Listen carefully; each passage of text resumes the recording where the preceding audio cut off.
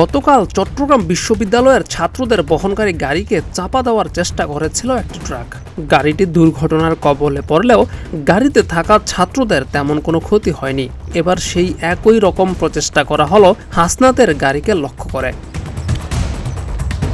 গত রাতেই ঢাকা ফিরেছিলেন সার্জিস আলম, তার সঙ্গেই ছিল হাসনাত। তবে হাসনাতকে কুমিল্লাতে রেখে এসেছিলেন সার্জিস।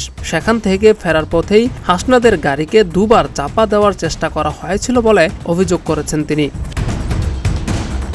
জানা যায়, রাজধানীর মাতোয়াইল এবং গুলিস্তানে দুইবার দুর্ঘটনার শিকার হয় তাকে বহনকারী গাড়িটি। মাতোয়াইলে একটি ট্রাক তার গাড়িতে আঘাত করে পালিয়ে যায়, গুলিস্তানে আঘাত করে আরেকটি মিনি ট্রাক। এই ঘটনায় শারীরিকভাবে ঠিক থাকলেও ঘটনাগুলোকে পরিকল্পিত মনে করছেন হাসনাত আব্দুল্লাহ।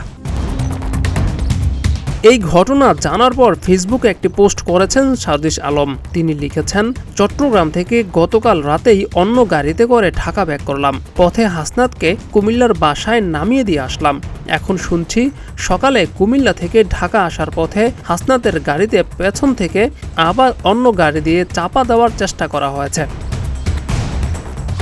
সার্জিস আলম আরও লিখেন, এসব ষড়যন্ত্র করে আর কয়জন হাসনাত মারবেন? মনে নাই সেই অভ্যুত্থানের দিনগুলোর কথা? একজনকে যখন বুলেটের আঘাতে লাশ বানিয়েছেন তখন সেই জায়গায় অন্যজন দাঁড়িয়ে গিয়েছে, কিন্তু পিছু হটেনি। ঠিক একইভাবে এক হাসনাতকে মারলে হাজারো হাসনাত এখন দাঁড়িয়ে যেতে প্রস্তুত। এই নতুন বাংলাদেশের চলার পথকে অবরুদ্ধ করার দুঃসাহস দেখাবেন না। এই তরুণ প্রজন্ম মাথা নোয়াবার নয়, আমরা মরতে শিখে গিয়েছি।